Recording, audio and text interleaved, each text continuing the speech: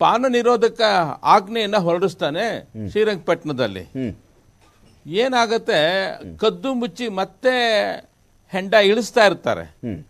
ಮತ್ತೊಂದು ಆಜ್ಞೆ ಹೊರಡಿಸ್ತಾನೆ, ಅಲ್ಲಿರೋ ಎಲ್ಲ ತಾಳೆ ಮರಗಳನ್ನು ಕತ್ತರಿಸಾಕ್ತಾನೆ.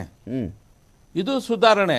ತಾಳೆ ಮರದಿಂದ ತಾನೇ ನೀವು ತೆಗಿಯೋದು, ತಾಳೆ ಮರನೇ ಇರಬಾರ್ದು ಶ್ರೀರಂಗಪಟ್ಟಣದಲ್ಲಿ ಅಂತ ಆಜ್ಞೆ ಮಾಡ್ತಾನೆ. ಬೆಂಗಳೂರಿಗೆ ಮಹಾತ್ಮ ಗಾಂಧಿ ಬಂದಾಗ ವಿಶ್ವೇಶ್ವರಯ್ಯನವ್ರನ್ನು ಮತ್ತೆ ಮತ್ತೊಬ್ಬರನ್ನು ಕರೆಸಿ, ನೋಡಿ ಟಿಪ್ಪು ಹೀಗೆ ಮಾಡಿದ್ದ, ನೀವ್ ಯಾಕೆ ಪಾನ ನಿರೋಧವನ್ನ ತರಬಾರ್ದು ಅಂತ ಕೇಳ್ತಾರೆ. ಗಾಂಧಿ ಅಡ್ವೈಸ್ ಮಾಡ್ತಾರೆ.